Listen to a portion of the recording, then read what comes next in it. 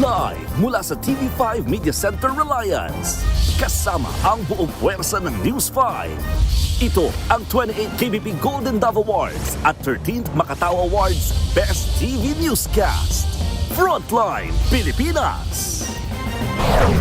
News 5 Exclusive. Termite gang umatake sa isang sanglaan sa Pasay. Mga kawatan nag-practice dumaan sa imburnal na madilim at puno ng ipis. Nagpakilalang bagman ni VP Sara de Serramil Madriaga napaiyak sa pagharap niya sa impeachment hearing. I know what's happening to you, Mr. Madriaga. Are you crying? Hindi naman. Malungkot lang po. Malungkot. Idinitalye kung paano siya pinakilala noon ni dating Pangulong Duterte kay Inday Sara. 10 pisong discount sa diesel para sa mga jeep, umarangkada na. Mga kokontratahing tsuper, kasado na rin bukas. Matapos banatan si Pope Leo, US President Donald Trump nag-post ng AI picture na para bang siya si Jesucristo. Pinutak tuloy siya ng batikos. Pasintabi po mga kapatid at maging sensitibo sa ating mga komento. Isang lalaki sa Mindoro nananawagan ng tulong dahil sa kanyang lumalaking bayag. Umaabot na ito sa 5 kilo. At eto na nga. Full trailer ng inaabangang kapatid series na A Secret in Prague mapapanood na mamaya. Ilan sa mga bida makiki-frontline live.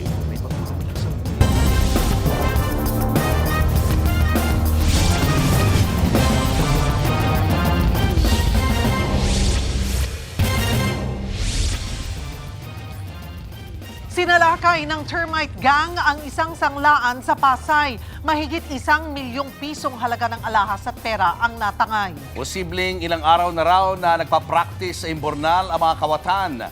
Meron din daw silang kasabwat na empleyado. Nasa frontline ng balitang yan, si News 5 Mr. Exclusive, Gary De Leon.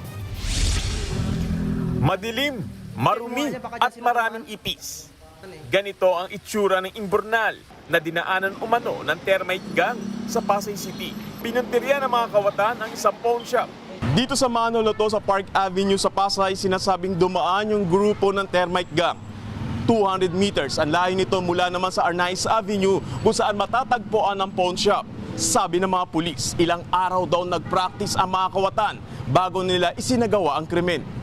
Butas na ang sahig at sira na ang bolt ng sanglaan nang madatna ng mga empleyado nitong Lunes.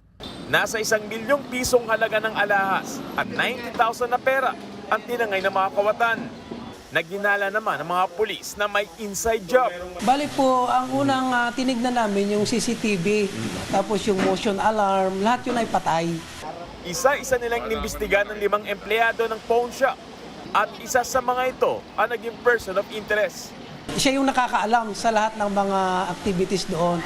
When it comes to yung paglo-load, code ng doon sa alarm, pati yung sa CCTV.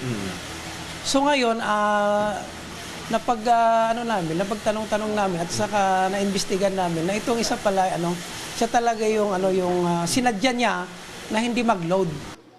Tuluyan nang naging sospek at inaresto ang babaeng empleyado na si alias Angela. Nakumpirmang sinadya niya na huwag paganahin ang internet ng alarm system at CCTV noong araw na nangyari ang pagnanakaw. Ayon pa sa mga pulis, maaaring katulong pa nito ang mga kawatan na mag-practice sa imburnal sa ilalim ng sanglaan. Itinanggi naman ni alias Angela ang paratang. Sira raw talaga ang CCTV ng sanglaan. Kinonsern ko po yun, sir. Nireport ko po na umikot po. Sinabi po pupuntahan po, pero hindi naman niya po napuntahan. Tapos nangyari nga po yung ganong pangyayari po. Sinampahan na ng kasong robbery at qualified theft ang babaeng empleyado. Patuloy ang manhunt operation sa kasabwat niya umanong termite gang. Nagbabalita mula sa frontline, Gary De Leon, News 5.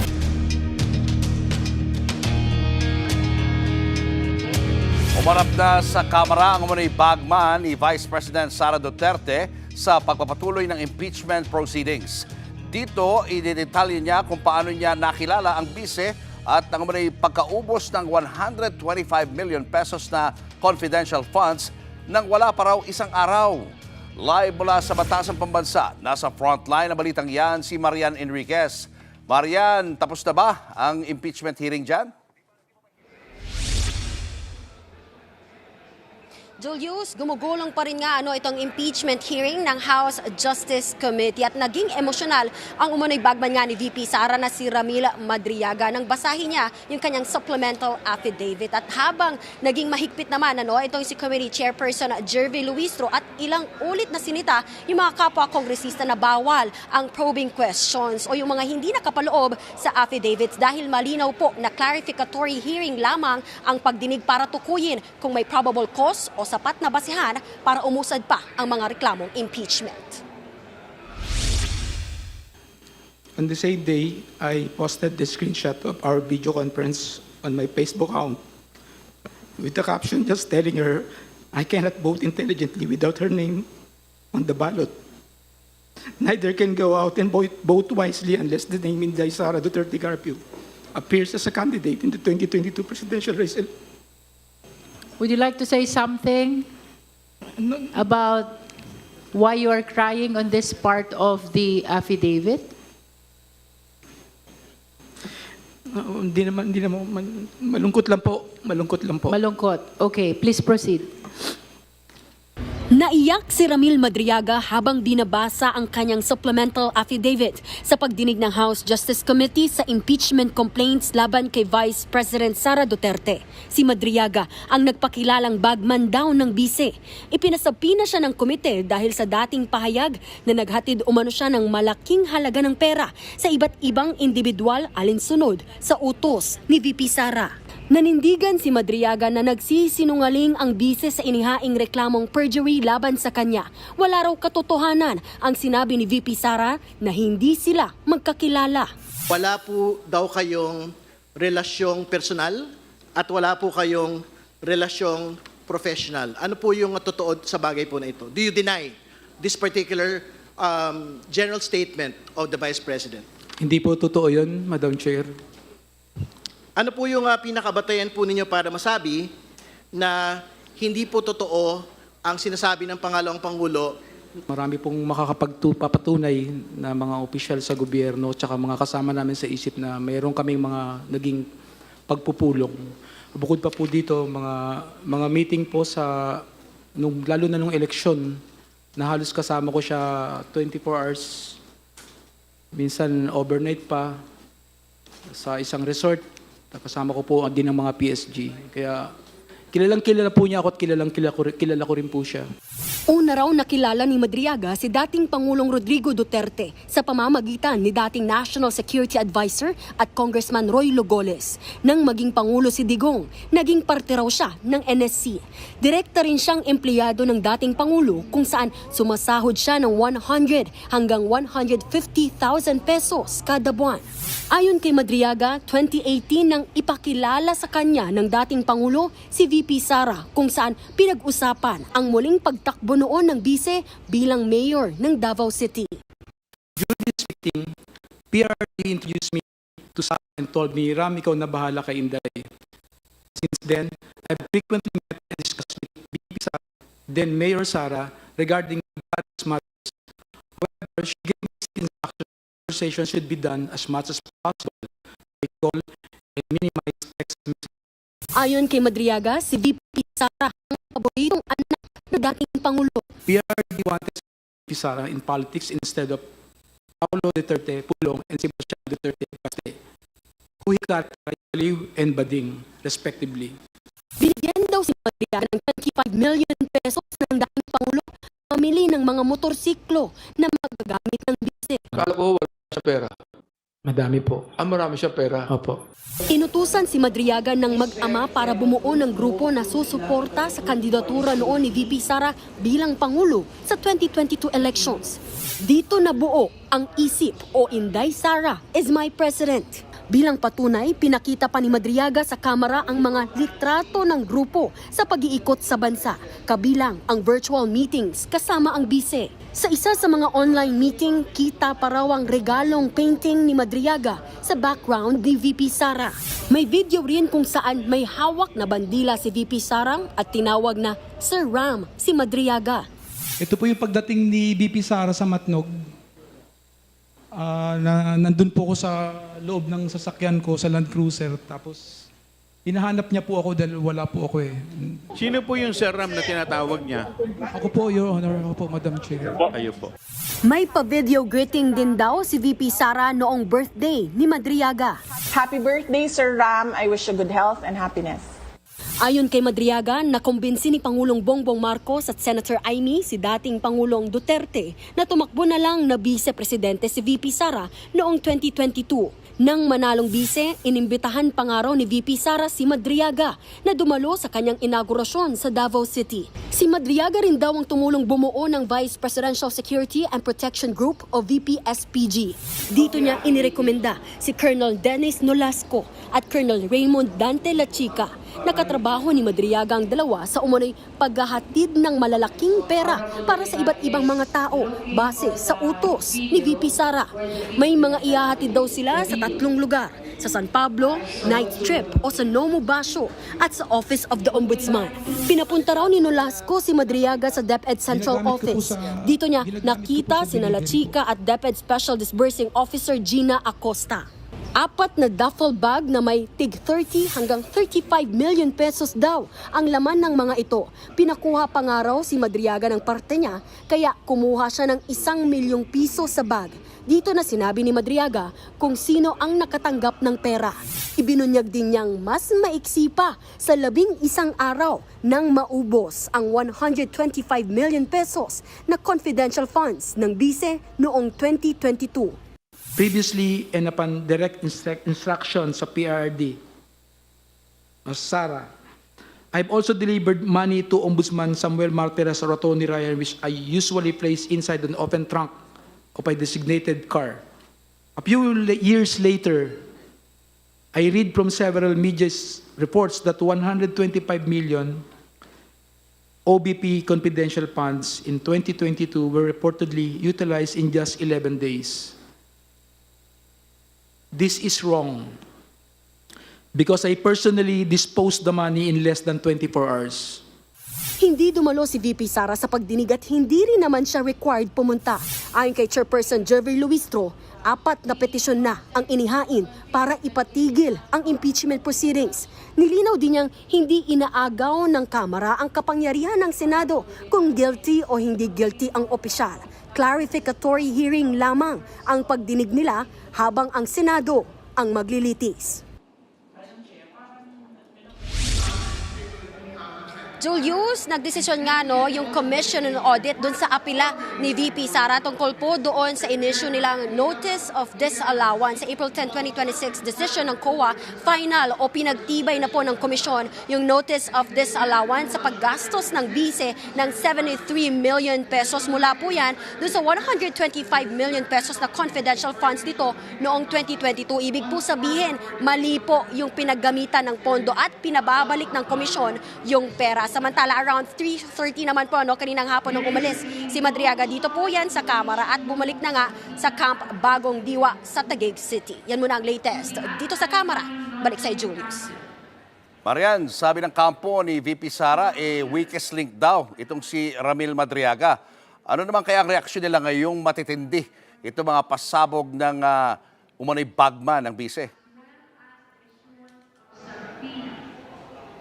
Julius, sa pahayag ng abogado ni VP Sara na si Attorney Paolo Panelo, tinawag nilang fraud o manloloko itong si Madriaga. Aniya, kulang yung ebidensyang inilatag ni Madriaga para raw patunayan yung alegasyong namahagi ng pera si VP Sara. At sa pagharap nga doon ni Madriaga sa Kamara ay talagang napatunayang weakest link siya. Julius. Marian, bukod dun sa mga pinangalanan ni Madriaga, meron pa bang ibang idadagdag na pangalan o nadagdag na pangalan binanggit si Madriaga na konektado kay VP Sara? Yes, Julius, dinawit nga po ni Madriaga yung asawa ni VP Sara na si Attorney Mans Carpio. Doon nga sa nahuling magnetic lifter na naglalaman ng 500 kilograms ng shabu at nagkakahalaga po ng 4.3 billion pesos. Sinabihan daw ni dating Pangulong Rodrigo Duterte na tulungan sa issue si Attorney Carpio. Julius. Marian, haharap pa ba ulit itong si Madriaga diyan sa impeachment proceedings? Julius, wala pa tayong kumpirmasyon dyan, pero kanina nga pinabubuksan ng komite yung bank records ni Madriaga. Na unang sinabi ni Madriaga na ginamit ni dating Pangulong Duterte yung kanyang bank accounts para maglabas-masok ng pera. So yan, yung aabangan natin sa susunod po na pagdinig ng komite, which is on April 22. Balik sa'yo, Julius. Maraming salamat, Marian Enriquez. Aabot sa 30 piso kada litro ang maaaring matipid ng ilang tsuper ngayong araw. Bukod kasi sa 10 pisong fuel subsidy sa ilang gasolinahan ay nagpapatupad na rin ng rollback. Live mula sa Pasig City, nasa frontline ng balitang yan si Gerard de la Peña. Gerard, ilang gasolinahan yung nagpapatupad nitong fuel discount at may limit ba? Tama, Cheryl, mahigit 50 gasoline stations dito sa Metro Manila yung accredited ng DOE at ng DOTR para magbigay nitong fuel subsidy at meron itong limit na 30 liters a day dahil ito raw yung parang average daily consumption ng isang pampaserong sasakyan. Pero alam mo, Cheryl, bukod dito sa programang ito, bukas ay nakakasa na rin yung pagpapatupad ng service contracting program na pangungunahan naman ng Land Transportation Franchising and Regulatory Board. Pinilahan ng mga jeepney at modern PUV ang gasoline station na ito sa Marcos Highway sa Pasig. Isa ang gasolinahang ito sa mahigit 50 kasali sa unang bugso ng fuel subsidy program na sinimula na ngayong araw. Sa ilalim ng programang ito, makakakuha ng 10 pisong diskwento sa kada litro na ipapakargang diesel o gasolina ang bawat tsuper. May limit lang na 30 liters sa kada araw na average consumption ng mga jeepney. Tiniyak naman ng LTFRB ang maayos na monitoring sa mga naikinabang sa discount. Meron pong app ang ating mga gas attendant, tapos ilalagay lang po yung pangalan ng station code number, tapos yung plate number ng sasakyan. Yung app rin magsasabi kung ilang litro pwede niyang ikarga subject to discount. 1.5 billion pesos ang budget ng pamahalaan para sa programang ito. Sa ngayon, mga jeepney, modern PUV at UV Express pa lang na may mga prangkisa ang maaaring makakuha ng diskwento. Palalawigin din ang programang ito para makasama ang iba pang uri ng transportasyon. Iba-iba naman ang opinyon ng mga tsuper sa diskwento. Importante sir kasi malaki masyadong mapupunta sa amin yung 10 pesos kada litro kasi yung 6 liters o 7 liters yung magagamit namin sa isang ikot na biyahe papuntang Cubao. Meron din naman sigurong epekto sa namin pero hindi ko masyadong maramdaman. Kasi, parang kulang pa rin po? Kulang po. Kulang po. So sa 10 litro na lang tayo, magkano lang yun? Sa 10 piso. 100 pesos lang ang nabawas sa akin. Kasabay pa ng fuel subsidy ang malakihang rollback sa petrolyo. Aabot sa 23 pesos kada litro ang tapyas ng ilang kumpanya sa kada litro ng diesel. Hanggang 6 pesos and 50 centavos naman ang rollback sa gasolina. Bukas naman sisimula ng service contracting program ng pamahalaan kung saan babayaran ang kada kilometrong biyahe ng bawat jeepney, modern PUV, bus at UV Express. Babayaran ng pamahalaan ng mga tsuper para makapagbigay sila ng 20% discount sa pasahe. Siguro mga ilang routes pa lang yan. Siguro mga, if I'm not mistaken, 40 plus routes nationwide, not only in NCR. So as soon as the transport operators are ready, mag-online registration lang po yan, then we will roll them out one by one. Isa ang grupong Pasang Mazda sa mga una nagpasa ng aplikasyon para rito. Ang isasali nila sa kanilang hanay, 7 ruta kung saan kasama ang 65 units ng mga modern PUV. Ito yung malaking tulong sa aming hanay, sa aking pag-aaral. And at the same time, pati ang ating mga commuters ay mapuproteksyonan. Sa programang Ted Filon at DJ Chacha, sinabi naman ng isang transport group na tulungan sana sila ng pamahalaan para makakuha ng GPS requirement sa pag-monitor sa mga kasali sa service contracting. Kung hindi man po talaga ma-provide ng ating gobyerno ang ating pong GPS, ay sana po ay babaan at magkaroon ng pag-uusap para ma-subsidize na po ang GPS amount, or kung pwede po sana, ikakaltas na lang po siguro dun sa amin pong kikitain. Na para po maramdaman naming mga nandito na simple word, naghihirap na po ang transport group. Alam niyo, Julius, Cheryl, yung pag-iikot kanina ng mga opisyal mula sa Department of Energy at LTFRB dito, soft launch na ito, no? So hindi pa masyadong maraming nakakaalam. Kanina maraming pumila dito, pero sa ngayon, walang mga PUV na nagpapakarga ng diesel dito sa estasyon na ito. Julius, Sheryl. Gerard, nagsabi na ang Energy Department na hindi tatanggalin ang excise tax sa gasolina at diesel. Anong reaksyon ng transport groups? No, alam mo Sheryl, medyo dismayado yung mga transport group tungkol dito sa balitang ito. Kasi sabi ng palasyo, DBCC o Development Budget Coordinating Council ang nag-decide nito na hindi tatanggalin yung excise tax sa diesel at sa gasolina. Sabi ng mga transport group, parang napag-iwanan sila, dismayado sila, at sana raw i-reconsider ng DBCC yung pagtatanggal dito sa excise tax. Dahil mas masahol pa raw sa pandemic yung dinadanas nila ngayon kung saan talagang halos wala nang maiuwi at halos wala nang makain ang mga tsuper. Sheryl. Yung pagkakabit naman ng GPS dun sa mga sasali sa service contracting, obligado ba sila? Kasi may kamahalan din, ha? Alam mo Sheryl, kanina hindi sinabing diretso kung talagang obligadong magpakabit o hindi ang mga tsuper. Ang sinasabi lang ng LTFRB, mas mabilis yung pagbabayad doon sa mga tsuper kung meron silang GPS dahil ito yung gagamitin na pang-monitor ng kanilang mga biyahe. Kung wala kasi nito, mano-manong imo-monitor ito, merong mga personnel mula sa LTO, LTFRB or MMDA na magbabantay doon sa mga terminal ng mga jeep para ma-monitor ito. At kung meron naman GPS, ang sabi ng LTFRB ay maglalabas ng pera itong mga tsuper.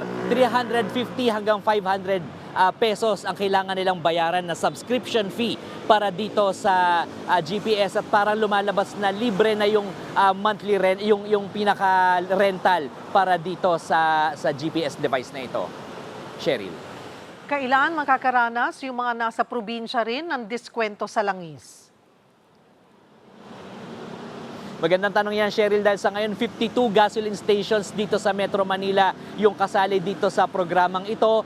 Pinag-aaralan pa ngayon ng LTFRB kung alin pa yung mga dapat isali kasi ito yung mga gasoline stations na kumbaga saan malapit dun sa mga ruta ng mga pampublikong sakyan. So once planchado na yan, ay may extend na rin ito doon sa iba't ibang mga probinsya at pati na rin sa ibang modes of transportation. Sheryl. Maraming salamat, Gerard de la Peña. 4 na araw nang nasusunog ang Navotas landfill. Ang mga apektadong residente hirap na raw sa paghinga dahil sa nakakasulasok na amoy. Live mula sa Navotas, nasa frontline na balitang yan si Ian Suyu. Ian, bakit hindi pa nafa-fire out ang sunog dyan?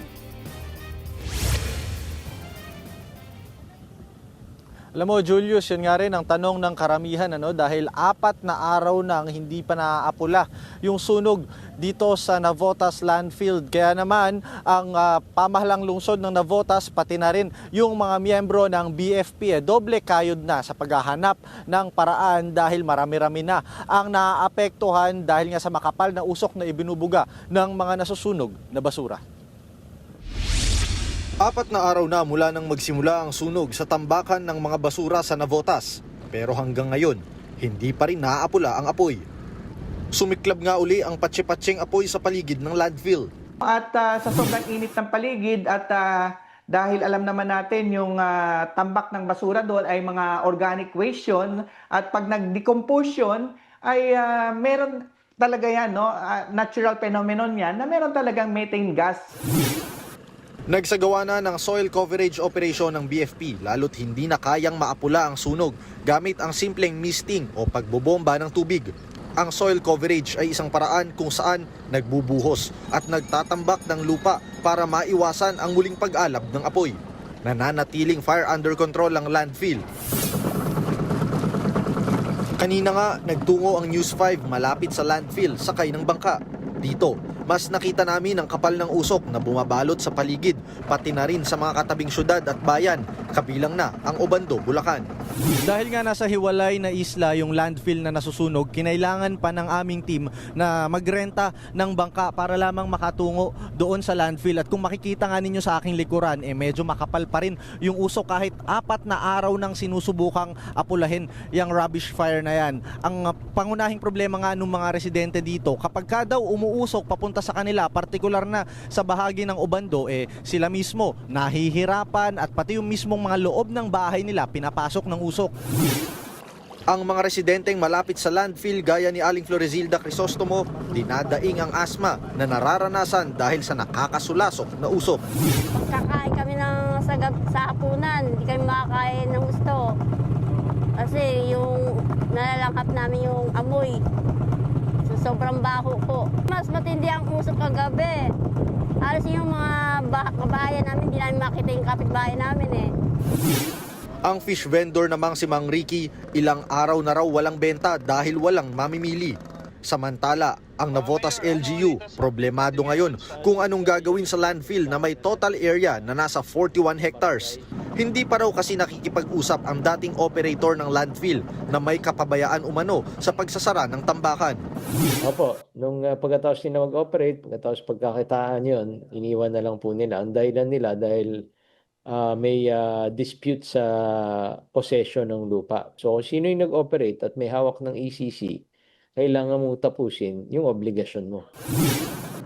Dahil hindi patuluyang naaapula ang apoy, patuloy na pinagfe-face mask ang mga residente.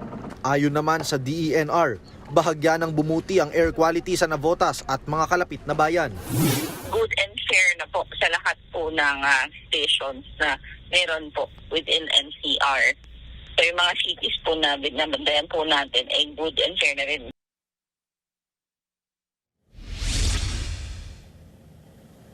Julius, kung makikita ninyo, i-zoom natin para makita yung mismong landfill kung saan nga ngayon nagkakaroon ng pag-alab ng apoy sa iba't ibang mga bahagi. Kaninang hapon wala pa yan pero ngayon visible na, makikita ninyo sa inyong mga screen at yung usok gawing kanan ang pagtungo niyan at ang direction kasi niyan is actually pa north na yan pero right side ng screen makikita. Ang matatamaan niyan or ang natatamaan niyan ay yung bahagi ng Obando. Yung mga nakausap nga nating residente kanina, yan din yung sinasabi nila, dinadaing nila na kapag sumasapit na yung gabi ay sa kanila napupunta yung usok at yung mga bahay mismo nila napapasok, kaya ultimo sa pagkain pahirapan dahil kailangan talaga nilang mag-face mask para kahit nasa loob sila ng kani-kanilang mga tahanan. Samantala, sa pakikipag-usap pa rin natin kanina sa Navotas LGU, sinabi nga nila na nakatakda rin silang makipagpulong sa DENR at sinusubukan pa rin daw nilang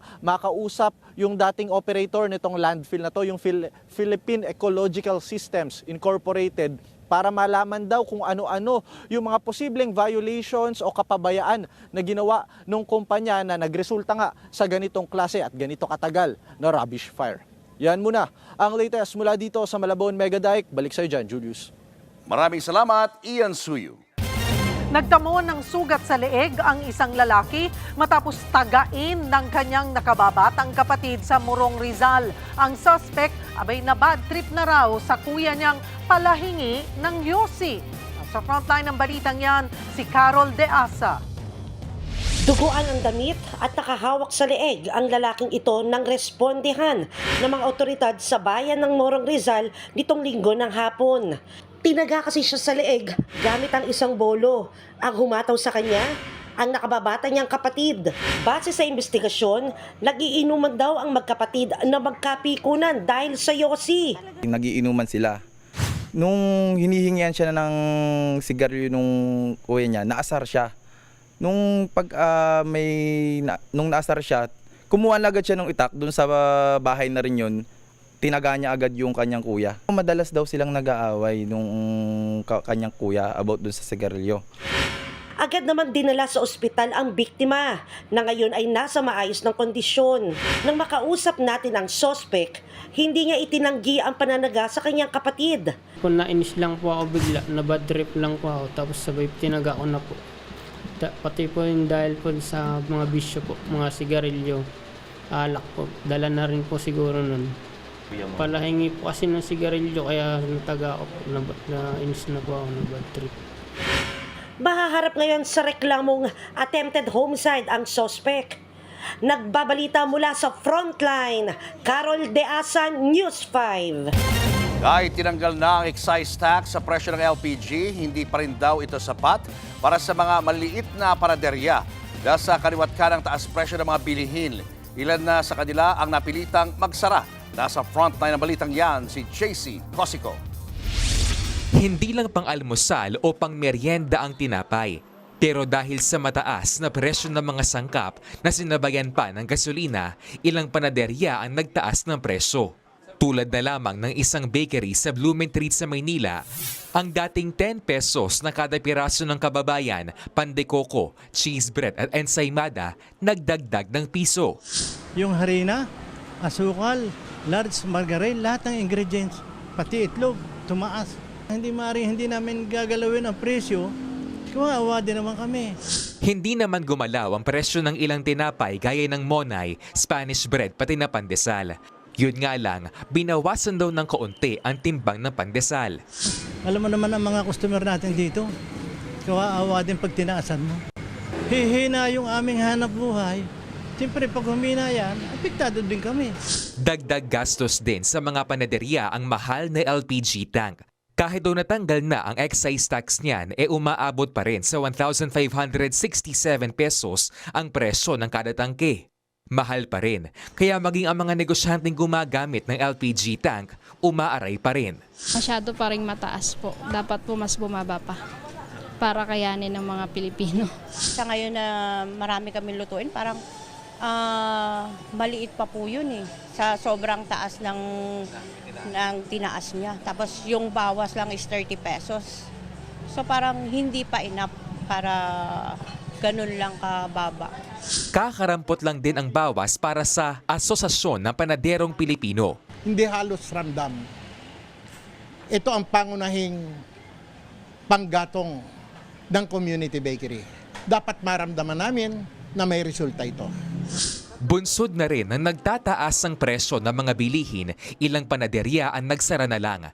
Kaya panawagan nila sa national government, tulungan ang mga maliliit na panaderya. Hindi tayo magpatanim ng kalabasa, malunggay, kamote, kamoting baging, kamoting kahoy. Bigyan ng subsidy ang community bakery. Samantala, nagsimula ng mamahagi ng 25,000 pesos na ayuda ang Manila LGU sa mga bakery. Ito'y para mapanatili ang presyo ng ilang pangunahing tinapay sa loob ng 30 araw.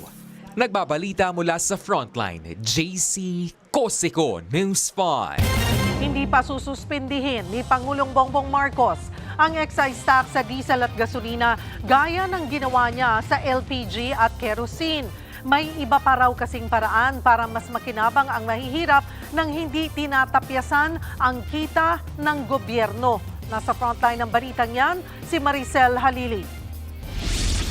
Mukhang malabo pang mangyari ang ipinapanawagan ng marami na suspensyon sa excise tax ng diesel at gasolina sa ngayon. Sabi ng Department of Finance, hindi ito kasama sa rekomendasyon ng Development Budget Coordination Committee o DBCC kay Pangulong Bongbong Marcos. Lumalabas kasi na 85% ng gumagamit ng diesel at 50% ng gumagamit ng gasolina ay mga pinakamayayamang tao sa Pilipinas. Pinakamalaking nagbabayad ng tax nito ay yung pinakamayaman. So kung tanggalin natin to, sabihin natin 50 billion pesos. So meron tayong 50 billion na hindi maibibigay na tulong sa mga vulnerable at middle income classes. Yun po ang implikasyon nito. Mas makikinabang daw ang mga pinakaapektadong sektor sa fuel subsidy, gaya ng 10% diskwento sa bibilhing diesel ng public utility vehicles. Bukod dito, tinatayang 6 na piso lang kada litro ang mababawas sa langis kapag tinapyas ang excise tax. Hindi raw ito tulad ng liquefied petroleum gas o LPG at kerosene na karamihan ng gumagamit ay mahihirap. Kaya nga ito agad ang tinanggalan ng excise tax ng Pangulo. Sa taya ng DOF, nasa 4.1 billion pesos ang mawawalang revenue o kita sa gobyerno dahil sa suspensyon ng buwis para rito. Pero kaya raw ng gobyerno na mawala ang pondong ito. Ang mas mahirap daw na mapagbigyan ang pagsuspinde sa value-added tax ng langis. Nasa 120 billion pesos daw kasi ang mawawala sa kita ng gobyerno kung VAT ang tatanggalin hanggang Disyembre. So kapag sinuspend po natin VAT, ang ibig sabihin po meron po mga revenue losses at baka nga po may mga certain programs ng gobyerno na hindi po mapondohan. Sa ngayon, bahagyang kumalma ang merkado dahil sa ipinatupad na rollback sa langis ngayong araw. Yun nga lang, hindi sigurado kung hanggang kailan ito. So, will it continue? I cannot tell you because it depends on na tweet of President Trump. Kung ano yung sasabihin niya, it has an effect. Unfortunately, it has an effect on the trading prices, di ba? May masasabi lang maganda, bababa. May sasabihin naman na confusing things, then goes up again. Pag-aaralan naman daw ng pamahalaan ang suspensyon sa mga buwis kada buwan. Nagbabalita mula sa Frontline, Maricel Halili, News 5. In her endorser era na rin si TikTok's host G3 San Diego. Say ni G3, malaki ang naitulong sa kanyang confidence ng pagiging parte ng kapatid show na real talk palagi ang peg ng kwentuhan. Nasa frontline ng balitang yan, si MJ Marfori. Viral.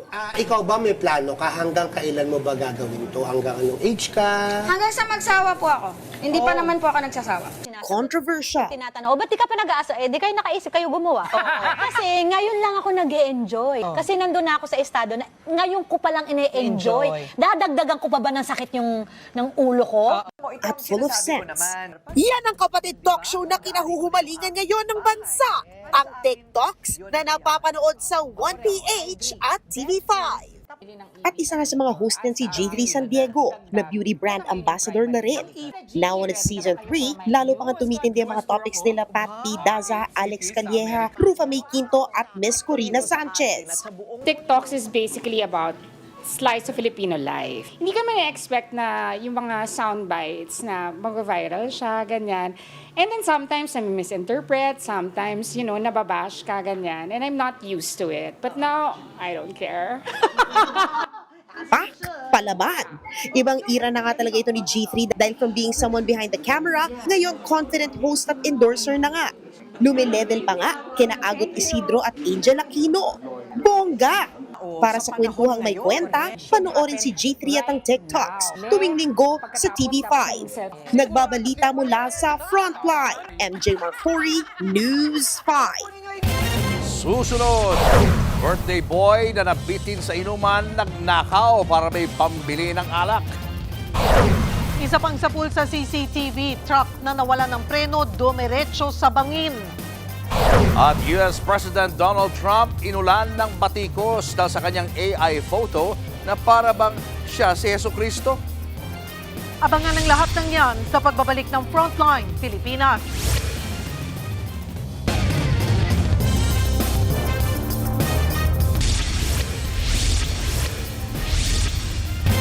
Sa mga kapatid naming babad sa social media, nakita nyo na ba yung AI-generated photo ni US President Donald Trump na nag-ala Jesus Christ siya? Maraming Katoliko ang tumaas ang kilay dyan. Pero sabi ni Trump, hindi si Jesus, kundi doktor ang kanyang peg. Ang buong detalye tungkol dyan alamin sa pagbabalik ng Frontline Pilipinas. Dyan lang po kayo, mga kapatid. Mga kapatid, Julius Babaw po, nasa Middle East o saan mang dako ka ng mundo, manatiling may alam at may pakialam sa mga mainit na balita dito sa ating bansa. Simulan po natin ang bawat araw sa tuloy-tuloy na balitaan sa Frontline. Mag-follow at mag-subscribe sa social media pages ng News 5. Mga kapatid, kasama natin maghahatid ng mga mainit na balita ngayong araw ang MMFF Best Actor at ngayong Frontline Guest Anchor, Cedric Juan. Cedric? Salamat, Julius. Mga kapatid, wala namang masamang uminom ng alak, lalo na kung birthday mo naman, di ba? Pero iba ang trip ng isang birthday boy sa Davao City. Nilooban niya ang isang establishment para magkapera pambili ng alak. Aniya sa Frontline sa balita, si Brian Montalvo ng News 5 Mindanao. Sa kuha ng CCTV, makikita ang pagdating ng isang lalaki sa medical laboratory sa Quimpo Boulevard sa Davao City pasado 1:00 ng madaling araw nitong linggo. Umupo siya sa harap ng pintuan. Maya-maya, hinubad niya ang kanyang damit at itinakip sa kanyang ulo. Saka bigla niyang binasag ang glass door gamit ang bato. Ipinasok ng suspect ang katawan nito sa salamin. Nang makapasok, isa-isa niyang binuksan ang mga drawer. Hindi na nakunan ang mga sumunod na pangyayari dahil pinatay ng suspect ang mga CCTV. Sa tulong ng concerned citizen, agad nahuli ang kawatan na naaktuhan sa loob ng establishmento. Nakuha sa kanya ang isang backpack, blender at 3,000 piso. Napag-alaman ding pinasok ng suspect ang katabing driving school. Mayroon na siyang kaso na na-file against sa kanya last 2021. Meron na talaga siyang involvement sa other criminal activities or legal activities dito sa lugar natin. Ayon sa suspect, nagawa niya ang krimen dahil birthday niya noong araw na yon at kailangan niya ng dagdag pera na pangtoma. Ginom kauman. Ako man na mag-inom, nakulang na ko ganang nakulangan ko sa kong ginom ba. Mga itong nakabuhat ninyo na to. Balik kulungan ang suspect na mahaharap sa panibagong kaso ng robbery. Nagbabalita mula sa Frontline, Bril Montalvo, News 5, Mindanao. Nagdire-diretso hanggang sa nahulog sa bangin ang isang truck sa Baguio. Nasa pool sa CCTV ang disgrasya. Sa lakas ng impact, kitang kumislap ang kawad ng kuryente. Nayanig ang paligid. Sa kabila niyan, ligtas ang mga sakay ng truck, bagamat sugatan ang 3 pahinante. Base sa investigasyon, nawalan ng preno ang truck, mahaharap naman ang driver sa kakulang reklamo. Mga kapatid, may ihatid pa akong balita sa Frontline. Mamaya po kayo dyan. Standby lang po tayo. Binatikos kaya binura ni US President Donald Trump ang pinost niyang AI-generated photo na para bang siya si Jesus Christ. Palusot ni Trump, hindi raw si Jesus kundi doktor ang kanyang peg. Narito ang Frontline Report. US President Donald Trump, is that you? Tumaas ang kilay ng mga Katoliko kahit yung mga MAGA supporter dahil sa AI post na yan ni Trump. Nakarobe pa siya at may liwanag ang mga kamay. Para bang siya si Hesukristo na para bang kaya niyang magpagaling ng mga may sakit. Ang background pa, Statue of Liberty, flag ng Amerika, fighter jets, eagle, at may babaeng nagdadasal habang nakatingin kay Trump. Hindi natuwarya ng ilang conservative Catholics. Anila, blasphemy, kalapastangan daw ito sa relihiyon. Dahil sa init ng reaksyon, binura ni Trump ang post. Pero palusot niya, hindi raw si Jesus ang peg niya, kundi it's supposed to be me as a doctor, making people better. And I do make people better. I make people a lot better. Bago pa yan, tinira ni Trump si Pope Leo XIV. Tinawag niya itong weak in crime at terrible sa foreign policy. Sagot naman ni Pope Leo, I have no fear of neither the Trump administration nor speaking out loudly about the message of the gospel. And that's what I believe. hindi rin daw siya politiko para gumawa ng foreign policy. Pati si Iranian President Masoud Pezeshkian, giniit na hindi katanggap-tanggap ang pang-iinsulto ni Trump sa Santo Papa. Sa kabila niyan, nanindigan si Trump na wala siyang dapat ihingi ng tawad kay Pope Leo. Nagbabalita mula sa Frontline, Faye Tobias, News 5.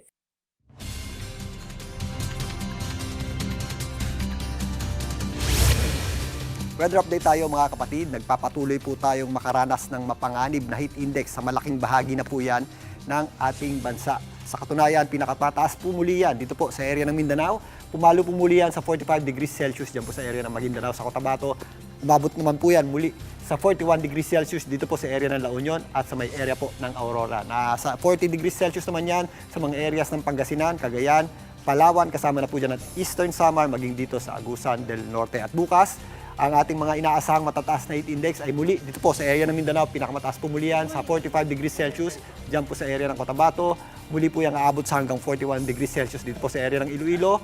Ganun din po sa area ng Pangasinan, La Union at Cavite. Kasama po dyan ng Palawan, maging dito sa Eastern Samar. Kasama na rin po dyan ng Butuan na nasa 40 degrees Celsius yung ating heat index. Again, ito po yung ating mga heat index na possible po yung madaling pagkahapo o pagkapagod. Possible din po yung ating dehydration at yung ating tinatawag ng heat stroke. Lalong-lalo na po sa may mga edad na. Kaya doble ingat po tayo at ugalin po natin ang pag-inom ng tubig. Dito naman po sa Metro Manila, magpapatuloy din po ang mainit at malinsangang panahon, lalong-lalo na sa tanghali. Yung ating heat index po ay naglalaro sa 37 to 39 degrees Celsius. Pagsapit ng hapon, nagiging maulap naman po yung ating panahon at medyo mababa rin po yung ating tsansa ng pagulan. At maliban po sa matinding init ng panahon, mag-ingat din po tayo dahil yung epekto po ng sunog sa nabotas ay nagkakaroon po tayo ng haze o nagiging madumi po yung ating hangin. Kaya sa mga lalabas ng bahay, ugaliin po natin magsuot ng face mask para makaiwas po tayo sa mga respiratory illnesses o yung mga sakit na nakukuha sa paglanghap ng maduming hangin. Ito pong ating mainit na panahon ay dulot pa rin ang ating tinatawag na ridge ng high pressure area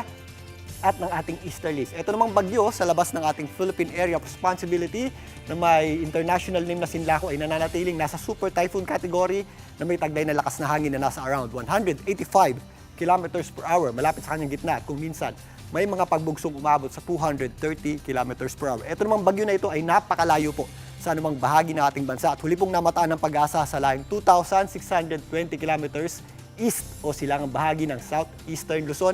Ito po ay hindi na natin inaasahang pumasok pa sa loob ng ating Philippine Area of Responsibility.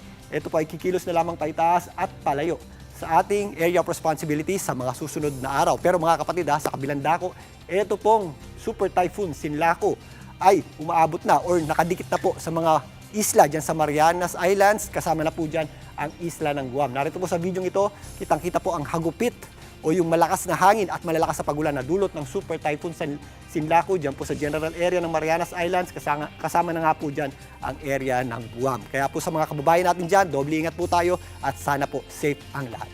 At yan muna ang latest sa ating lagay ng panahon. Muli ito po ang inyong weather frontliner, Alvin Pura, na lagi may panahon para sa iyo. Susunod, sa Pulsa Video, habal-habal rider, nag-exhibition habang nagmamaneho sa kalsada nang mag-viral todo sorry. Kotseng sumalpok sa likod ng truck, nagliyab. At superstar na si J-Lo may surprise appearance sa Coachella.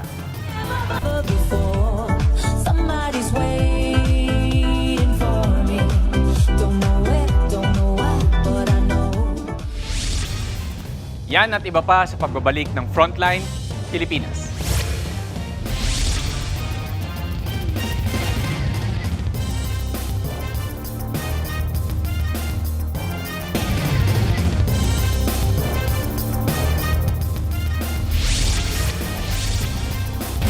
Mga kapatid, kamote rider alert sa Pulsa Video sa Cebu. Ang isang motoristang nag-exhibition pa sa kalsada at ang matindi. Nung pinagsabihan pa siya na mga kapwa niya rider, abay siya pa ang galit. Ang buong detalye alamin sa pagbabalik ng Frontline Pilipinas. Diyan na kayo mga kapatid. Mga kapatid, Julius Babaw po. Nasa Middle East o sa amang dako ka ng mundo, manatiling may alam at may pakialam sa mga mainit na balita dito sa ating bansa. Simulan po natin ang bawat araw sa tuloy-tuloy na balitaan sa Frontline. Mag-follow at mag-subscribe sa social media pages ng News 5. Sa Pulsa Video, ang isang pasaway na habal-habal rider sa Talisay, Cebu. Bukod sa pagpapakitang gilas niya sa kalsada, may hindi niya pinadaan ang mga motor na nakasunod sa kanya. Sa frontlining balita, si John Narawa ng News 5, Visayas. Sa kuha ng cellphone video na ito Sabado ng gabi, makikitang nakataas sa mga paa at printing-printing nagmamaneho ang rider sa tulay sa barangay Tabunog sa Talisay, Cebu. Nagpagiwang-giwang pa, kaya ang mga nakasunod na motorista hindi na makadaan. Pero ang rider, deadma sa mga busina. Tuloy lang sa pag-i-exhibition hanggang sa makababa ng tulay. Sinita na siya ng ibang motorista pero tila sumasagot pa ang pasaway na rider. Kaya ang rider na may kuha ng video na yan, namagitan na. Pauna. Ibidyoan mo sa na mo. Pauna na siya. Oo, sagdiin na. Nag-viral ang video kaya agad siyang natukoy ng Talisay City Traffic Operations. Napag-alamang isa pala siyang habal-habal driver. Kusa siya nagtungo sa tanggapan para humingi ng tawad. Ang mga tao nga akong nasulat ng Sabado sa gabi mga ita akong pasensya. Pasaylo ko ninyo sa akong nabuhat. Dili na tumausap. Pero kahit nagsorry na, inisyuan pa rin siya ng ticket. Depensa niya, napansin niya raw na palaging may nakasunod sa kanya kaya ito nagawa. Para hindi siya masundan.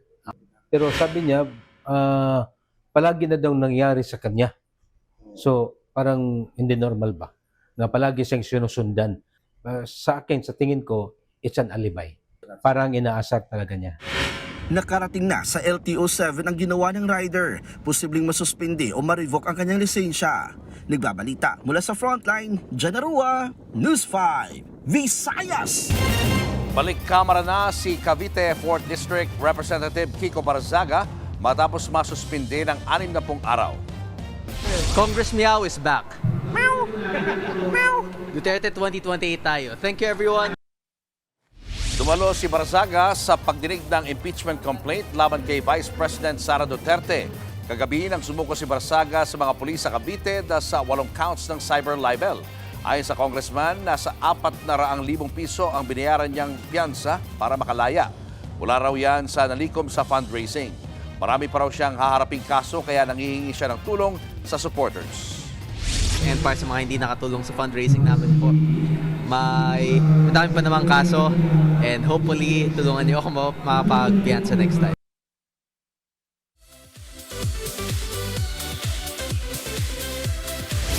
Big surprise para sa Coachella audience nang biglang lumabas sa stage si Jennifer Lopez in a sparkling silver bodysuit. Somebody's waiting for me. Don't know where, don't know why, but I know it's in. Ito ang first Coachella appearance ng 56-year-old na si J-Lo. Ang surprise performance na yan ay part ng festival set ng French DJ na si David Guetta.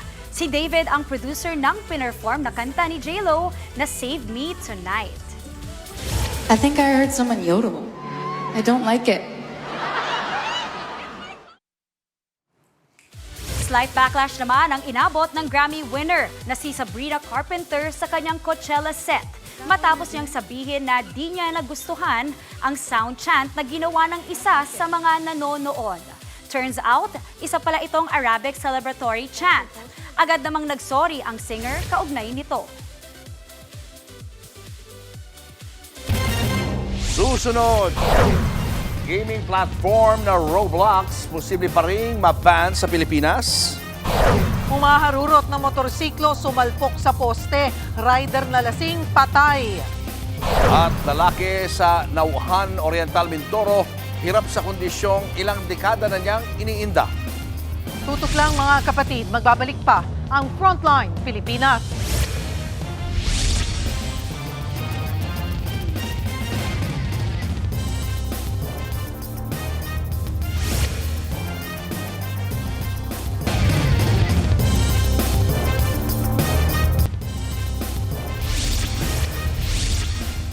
Mga kapatid, baka nagkakalimutan na sa issue ng flood control. Ang ombudsman sinisilip ngayon ang salin ng mga nasasangkot na kongresista. Ang matindi pa, hindi lang flood control ang iniimbestigahan, kundi pati iba pang infrastructure projects. Ang buong detalye, alamin sa pagbabalik ng Frontline Pilipinas. Diyan lang po kayo, mga kapatid. Mga kapatid, Cheryl Cosim po. Nasa Estados Unidos, Canada o saan mang dako ka ng mundo, manatiling may alam at may pakialam sa mga mainit na balita dito sa ating bansa. Simulan natin ang bawat araw sa tuloy-tuloy na balitaan sa Frontline. Mag-follow at mag-subscribe sa social media pages ng News 5.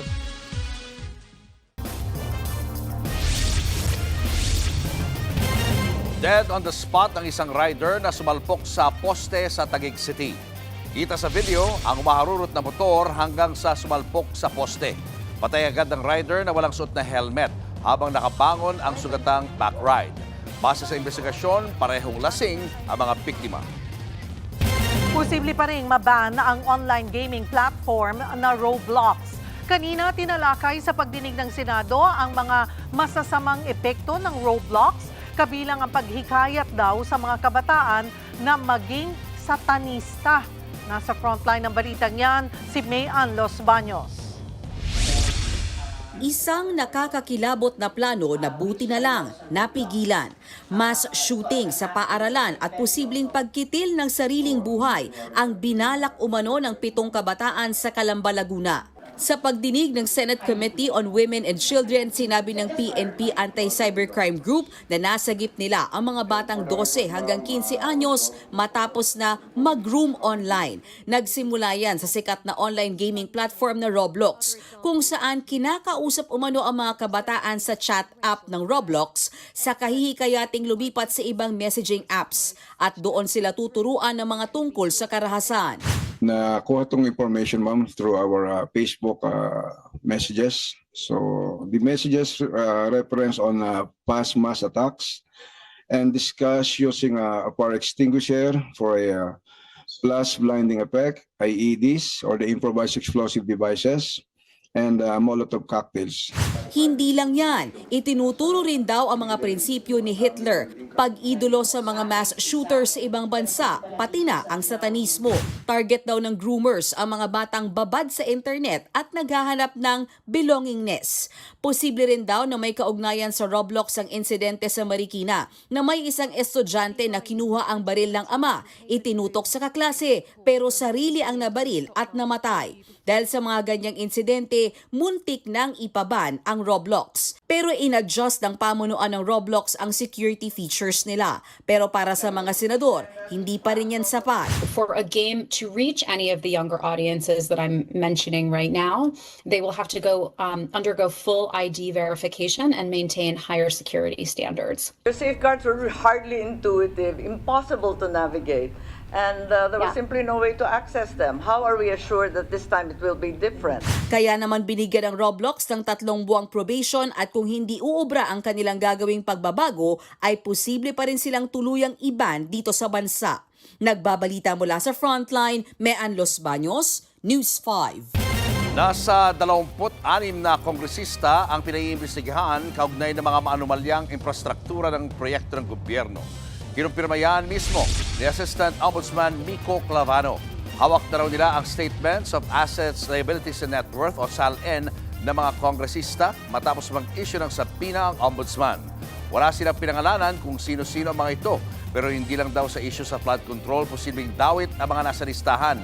Mula September 2025, 3 batch ng flood control cases ang sinumite ng Ombudsman prosecutors. Susunod, lalaki sa Oriental Mindoro, ilang dekada nang iniinda ang lumalaki niyang bayag. At Pinoy Dance Group nasungkit ang silver medal sa Hip Hop International USA. Tutok lang mga kapatid, magbabalik pa ang Frontline Pilipinas.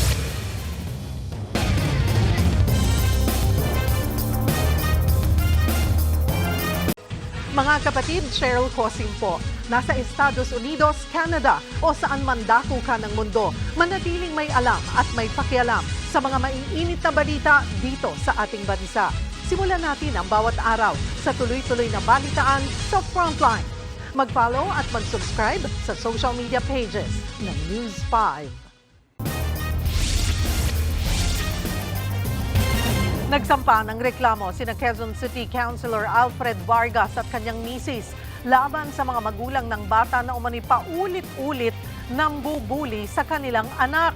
Ayon sa kampo ni Vargas, ilang ulit na itinulak at nilunod ng bata ang kanilang anak habang nasa swimming practice. Sa isang pagkakataon, nakita pa raw nilang mag-asawa nang itulak ang kanilang anak sa gitna ng swimming competition. Sinika po man nilang makipag-ugnayan sa mga magulang ng bata, pero imbis na disiplinahin ito, sila pa raw ang ginawan ng kwento. Reklamong paglabag sa Republic Act 7610 ang inihain ni Vargas.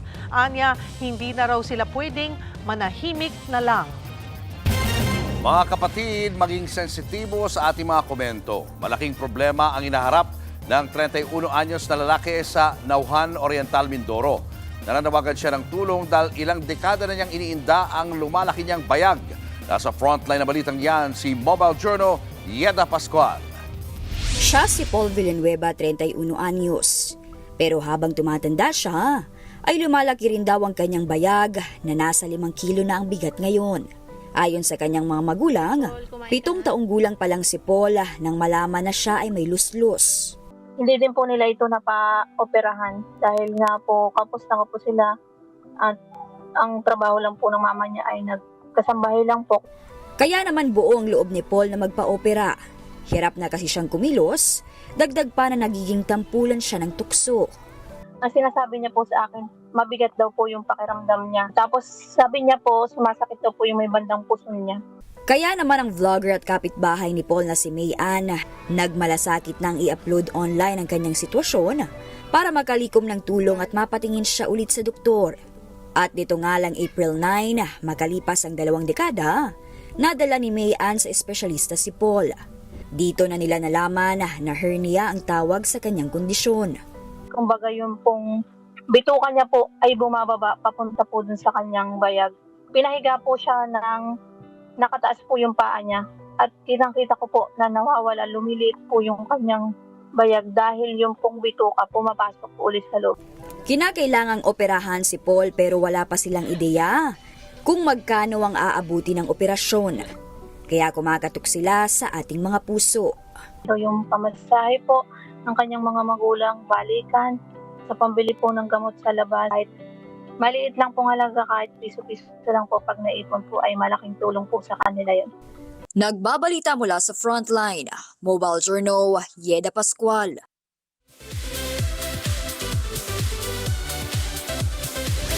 Wagi ng silver medal sa Hip Hop International USA ang Pinoy dance group na Junior New System. Pinabilib ng grupo ang judges at audience sa Carson sa Amerika sa kanilang crumping at stunts. Hindi ito ang unang beses na sumali sa global competition ang grupo. Dati na rin nagpakitang gilas ang Junior New System sa Asia's Got Talent at World Championships of Performing Arts. Sunod naman nilang ipapakita ang kanilang pang-international na angas sa HHI World Championships. At yan ang mga showbiz updates ngayong Martes. Ako po, si Maui David. Susunod. At eto na nga, full trailer ng inaabangang kapatid seryeng A Secret in Prague. Mapapanood na. Ilang bida niyan, makiki-frontline live. Yan at iba pa sa pagbabalik ng Frontline Pilipinas. Mga kapatid, Julius Babaw po, nasa Middle East o saan mang dako ka ng mundo, manatiling may alam at may pakialam sa mga mainit na balita dito sa ating bansa. Simulan po natin ang bawat araw sa tuloy-tuloy na balitaan sa Frontline. Mag-follow at mag-subscribe sa social media pages ng News 5. Ngayong mahal na nga ang presyo ng krudo, walang sinasayang ang isang pasilidad sa Surigao del Norte. Dahil ang mga plastik na basura, ginagawa nilang diesel at gasolina. Nasa frontline ng balitang yan si Mobile Journal, Evan Tarinque. Patong-patong na plastik ang bubungad pagpasok sa MRF facility sa bayan ng Del Carmen sa Surigao del Norte. Para sa iba, patapon na ang mga yan. Pero dito, pinapakinabangan pa ang mga ito. Dahil ang mga plastik, ginagawang gasolina at diesel. Sa bawat 250 kilo na plastik, umaabot sa halos 100 liters ng fuel ang napoproduce. At ang proseso, umaabot ng 6 hanggang 8 oras. Yung plastic ay parang linuluto natin sa isang kaldero. Natutunaw siya, tapos nagiging gas o yung parang hangin na siya, vapor. Pag naging liquid form, nagiging itong langis, gasolina at diesel. Ang mga napoproduce na diesel at gas mula sa basura, kaya nang magpatakbo ng mga diesel at gasoline engines, gaya ng mga generator at grass cutters. Pero pagdating sa sasakyan, sinusubok pa. Actually, hanggang sasakyan, pwede siyang gamitin in theory. Pero siyempre, ayaw kong gawin mo na to hanggat hindi ko nasusubukan. Target din gamitin sa mga bangka ang napoproduce na langis para makatulong sa mga mangingisda sa isla. Pero hindi ito magic solution. May kapalit at may gastos. 10 hanggang 15 milyong piso ang ganitong pasilidad. Pero ayon sa grupo, maaaring mas practical ito kumpara sa landfill. Sa ngayon, hindi pa binibenta ang fuel na kanilang napoproduce. Pero para sa kanila, simula pa lang ito ng mas malinis at mas makabuluhang paraan ng pagharap sa problema ng basura. Nagbabalita mula sa Frontline. Mobile Journal, Ivan Tarinque.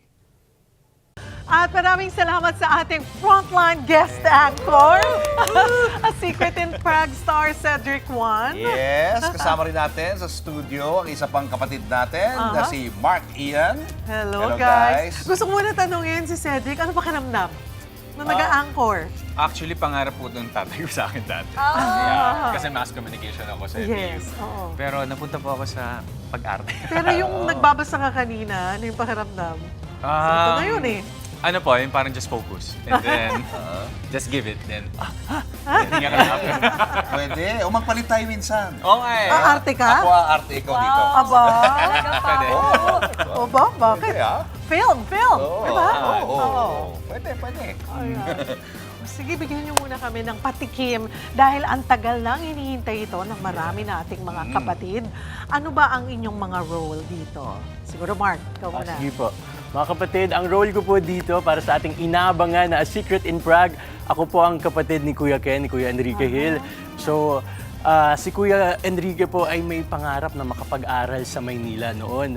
Pero dahil sa hirap po ng buhay, ang family po kasi namin dito ay challenge. Ano? And now it's my turn na makapag-aral sa Maynila. At gusto niya na matupad ko po yung pangarap na yon. At gumawa po siya ng paraan para mapag-aral ako sa Maynila. At doon na nga po pumasok, ba't siya napunta sa Prague. At yun nga po ang kwentong aabangan natin. Ano kaya mga susunod na mangyayari? Bait na kuya naman pala. Sa Cedric naman, anong role mo rito?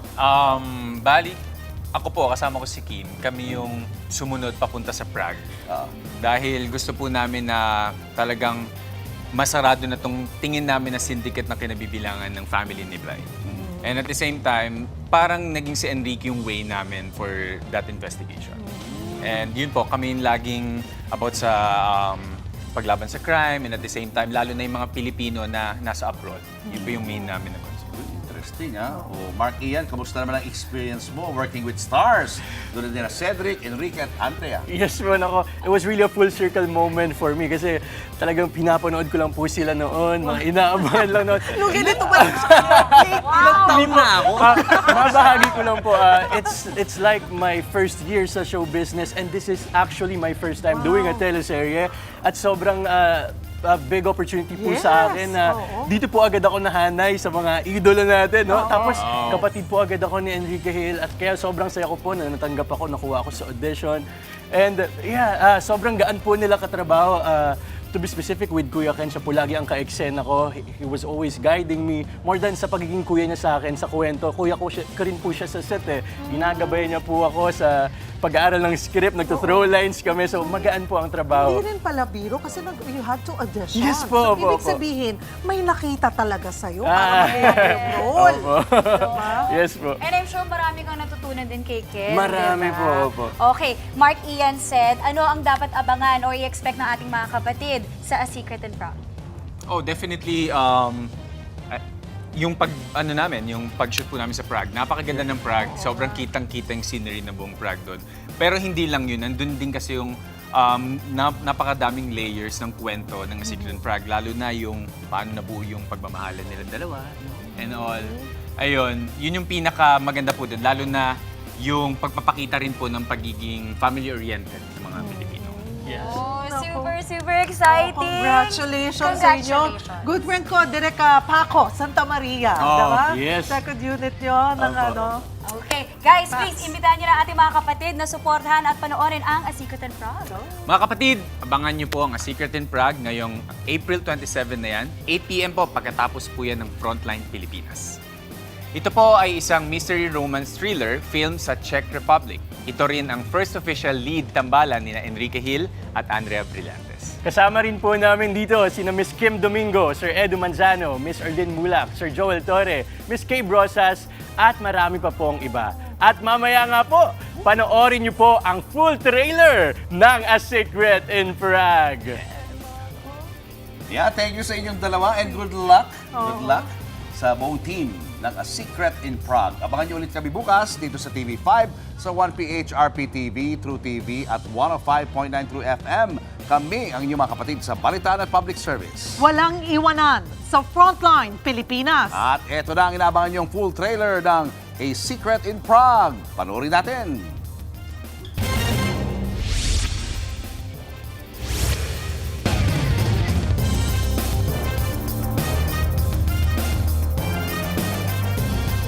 Mga kapatid, Cheryl Cosim po. Nasa Estados Unidos, Canada o saan mang dako ka ng mundo, manatiling may alam at may pakialam sa mga mainit na balita dito sa ating bansa. Simulan natin ang bawat araw sa tuloy-tuloy na balitaan sa Frontline. Mag-follow at mag-subscribe sa social media pages ng News 5.